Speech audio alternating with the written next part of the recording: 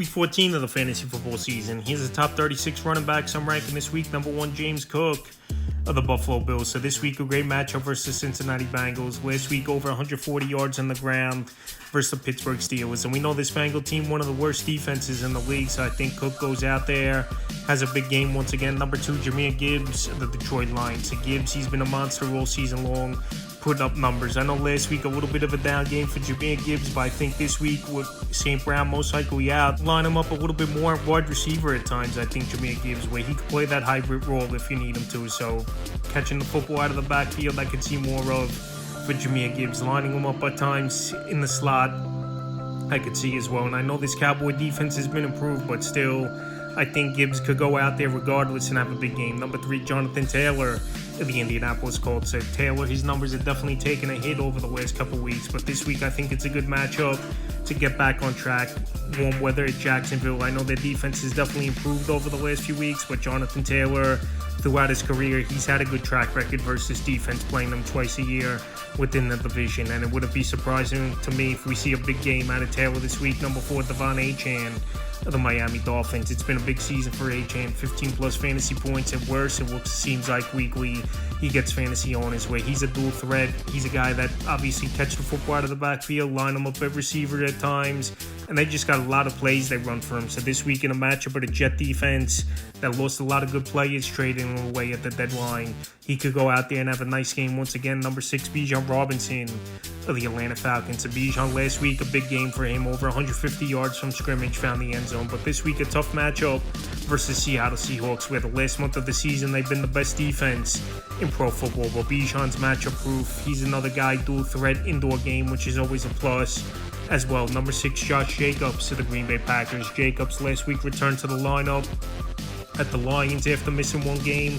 And it wasn't a big game for Jacobs, where they pretty much loaded the box and forced Jordan Love to beat him, where he had 4 touchdowns passing in that game. So this week versus the Bears, I think this could be a grinded out, in the trenches type of game with both these teams. We're obviously Lambeau Field in December, a lot of bad weather elements more times than not, and possibly even snow. But this week versus the Bears, I think Jacobs could put in a good game. Number 7, Derrick Henry of the Baltimore Ravens. He's been the only consistent option in this offense all season long. I know he had a couple hiccups early in the season with Henry, but the last month of the season, he's going out there putting up fantasy points. This week, I know on paper, not a great matchup, but we saw James Cook go out there last week versus same defense, go over 140 yards on the ground. And also as well, they rushed over 200 yards in that game with Buffalo. So I think Henry could go out there once again and put up his usual numbers or better. Number 8, Chase Brown of the Cincinnati Bengals. Chase Brown, obviously he's the 3-down back. Samaje Perine, even when healthy, he didn't do much to take work from him. And this week it's a good matchup with the Bills, where their rush defense gives up top 10 fantasy points to running backs on the season. And with Joe Burrow back in the lineup, it just opens up everything for the playmakers in this offense. Number 9, Bucky Irving of the Tampa Bay Buccaneers. So I thought they were going to ease in Bucky Irving, but last week he picked up where he left off last season and earlier this season before he went down with the shoulder and ankle injury. So this week, good matchup versus New Orleans. Back home once again, Tampa Bay, where it's always great weather more weeks than not there. And the same team that can't stop the run, giving Achane over 100 yards last week. So Irving, it's still his job. He didn't lose any touches, where Sean Tucker was a non-factor and White was a change of pace back. So that was good to see last week as well.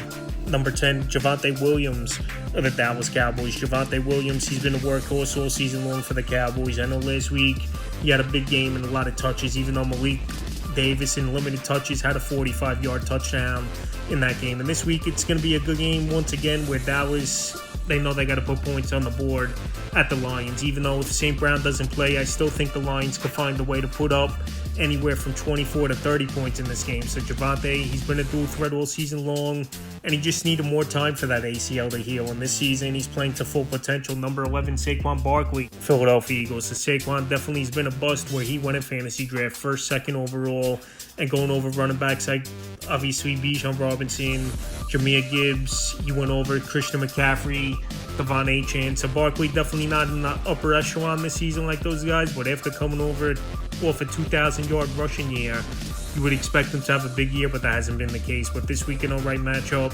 at the Chargers, I think he'd go out there and make plays. And this offense just has to get right, where they're coming off of 2 games in a row losing. Now Philly I think this week they could figure some things out in Los Angeles, and Barkley could be a good part of it. 12, Kyren Williams of Los Angeles Rams. So Kyren, he's been a solid running back once again this season. The only thing, Blake Corum does get a decent amount of touches, and he gets some drives to himself as well, is Blake Corum. So Kyren Williams, he's still getting 14, 18 touches per game, and this week it's a good matchup indoors at Arizona. 13, Breece Hall with the New York Jets. So this week a good matchup. Miami coming in.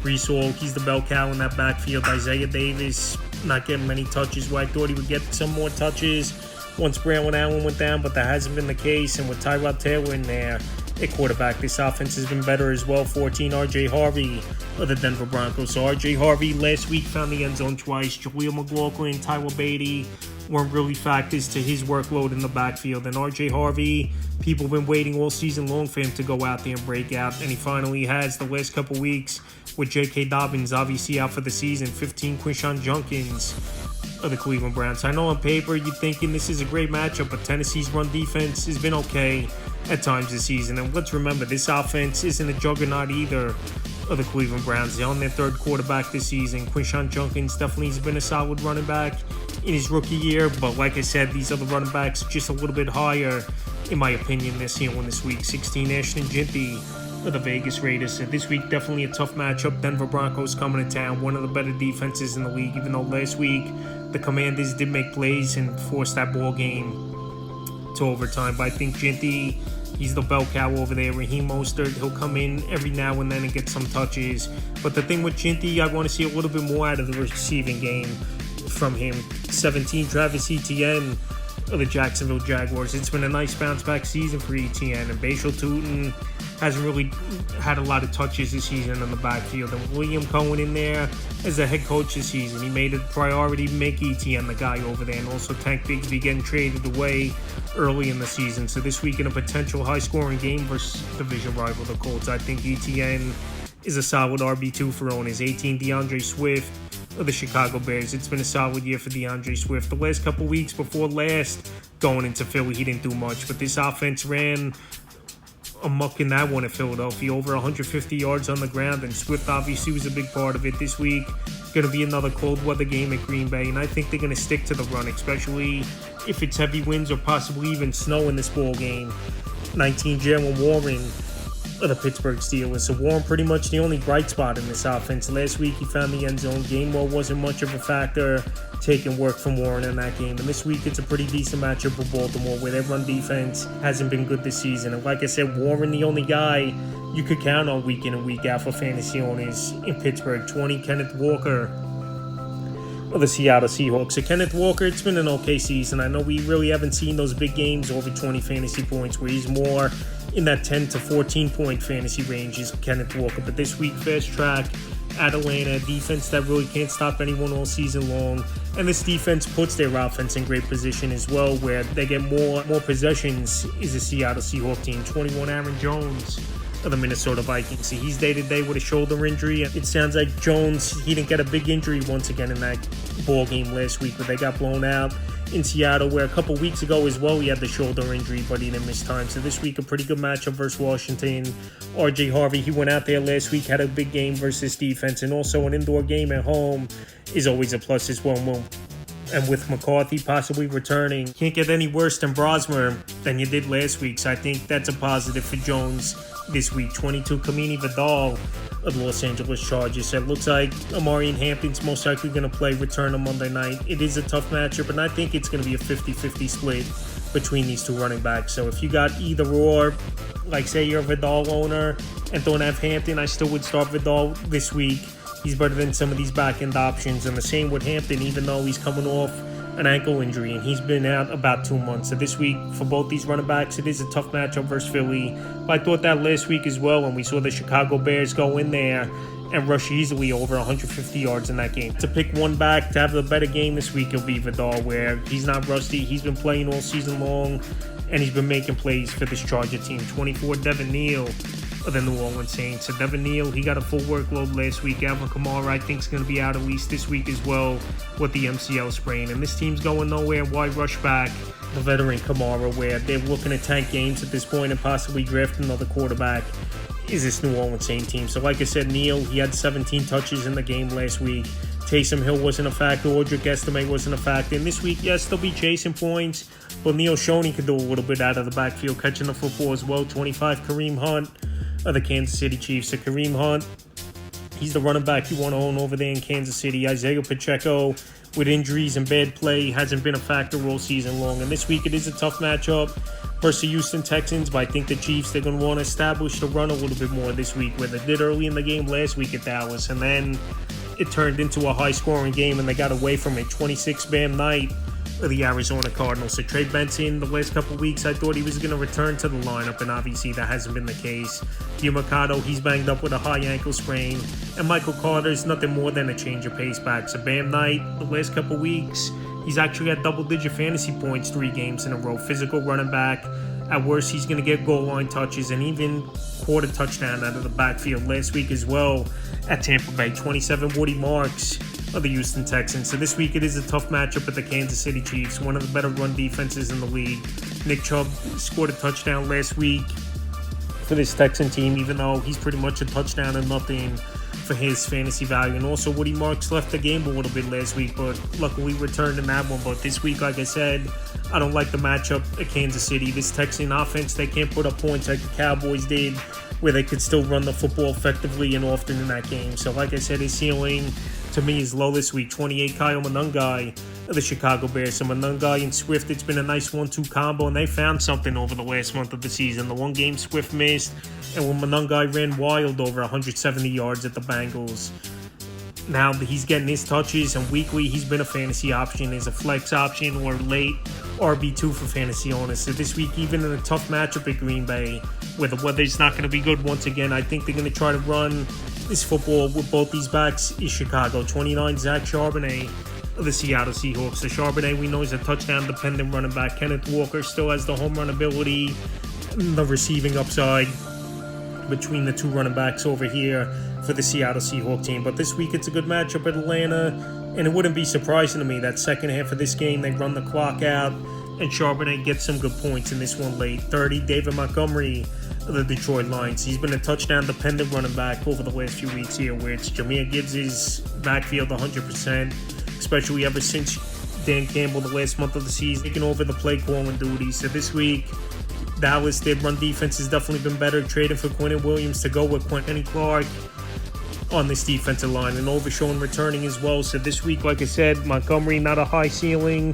where Gibbs is getting 80% of the touches, and if he don't find the end zone, he hasn't done much. 31, Chris Rodriguez of the Washington Commanders. So Rodriguez, he's the back you want to own over there in Washington, even though we saw Krosky Merritt still get some touches, and Jerry Nichols got some touches as well. But Rodriguez, the more physical back, the only thing he doesn't do is catch the football out of the backfield, but pass protection and running between the tackles is where he's valuable. So this week in Minnesota, not a great matchup, but also it could be a game where the Commanders are either in it or have the lead and run the football. 32, Tyjae Spears of the Tennessee Titans. If you want to own one back over there in Tennessee, you'll be Tyjae Spears, because they're going to be trailing majority of these games for the rest of the season. He catches the football out of the backfield, where that part of the game for Tony Pollard's been non-existent this season. So this week in a tough Cleveland defense, where I think they're going to stuff the run in this one, I think Tyjae Spears has more upside in this one, where he can catch a few passes out of the backfield. Worst case, 33, Tony Pollard